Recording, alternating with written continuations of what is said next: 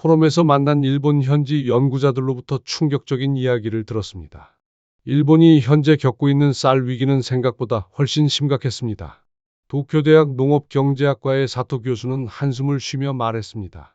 정부가 비축미를 시장에 풀어도 가격은 계속 오르고 있어요.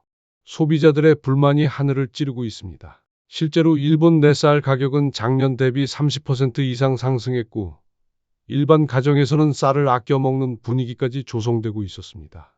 더욱 놀라운 것은 일본 정치인들의 완강한 태도였습니다.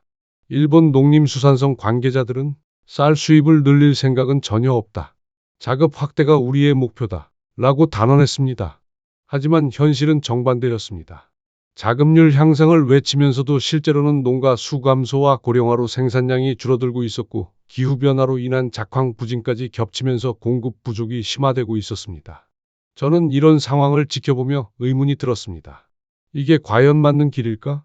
국민들이 고통받는데도 고집만 부리는 게 올바른 농업 정책일까? 베트남에서 오랫동안 국제 무역의 중요성을 체감해온 입장에서 일본의 폐쇄적인 접근법은 이해하기 어려웠습니다. 농업도 결국 경제 활동이고 소비자의 이익을 최우선으로 고려해야 한다고 생각했기 때문입니다. 일본의 상황을 들은 후 저는 한국의 실정이 궁금해졌습니다. 파주에서 서울로 돌아와 시내 대형마트를 찾았습니다. 쌀 코너에 도착한 순간 저는 깜짝 놀랐습니다. 한국산 쌀 5kg 포장의 가격표를 보니 약 15,000원이었습니다. 이게 맞나? 계산기를 꺼내 환율을 따져보니 일본 쌀 가격의 거의 절반 수준이었습니다. 베트남에서도 수출용 고급 쌀과 비슷한 가격대였습니다. 하지만 가격만으로는 품질을 알 수 없었습니다. 저는 여러 브랜드의 쌀을 구매해 직접 밥을 지어 맛을 보기로 했습니다.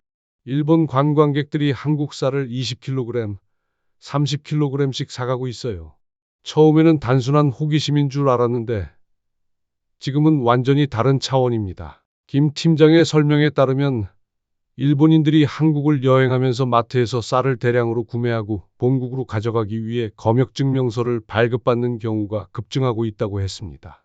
저는 이 현상을 분석해 보았습니다. 이건 단순한 관광 쇼핑이 아니다. 일본 내 쌀 가격 상승에 대한 소비자들의 직접적인 반응이다. 실제로 일본 관광객들과 대화해보니 대부분 한국 쌀이 일본보다 훨씬 저렴하면서도 맛있다. 가족들을 위해 조금이라도 더 사가고 싶다. 고 말했습니다. 이는 단순한 쇼핑을 넘어선 경제적 현상이었습니다.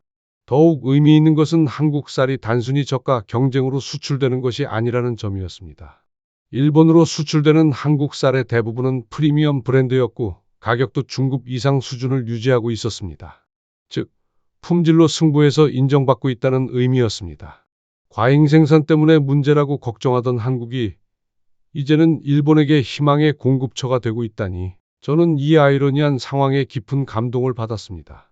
베트남도 쌀 수출 대국이지만 대부분 가격 경쟁력에 의존하는 경우가 많습니다. 하지만 한국은 품질과 브랜드 가치로 승부하고 있었습니다. 이는 농업 선진국으로 가는 모델 케이스라고 생각했습니다. 한국 쌀이 국제 시장에서도 충분한 경쟁력을 갖추고 있다는 확실한 증거였습니다. 특히 한국 농업의 미래 가능성에 대해 깊은 인상을 받았습니다. 첨단 기술과 전통적인 농업 기법의 조화, 품질에 대한 끝없는 추구, 그리고 국제 시장에 대한 개방적인 자세까지 한국이야말로 21세기 농업의 미래를 선도할 수 있는 나라라는 확신이 들었습니다. 일본처럼 폐쇄적으로 자국 시장만 보호하려 하지 않고 당당히 세계 시장에 진출해 품질로 승부하는 모습이 정말 인상적이었습니다.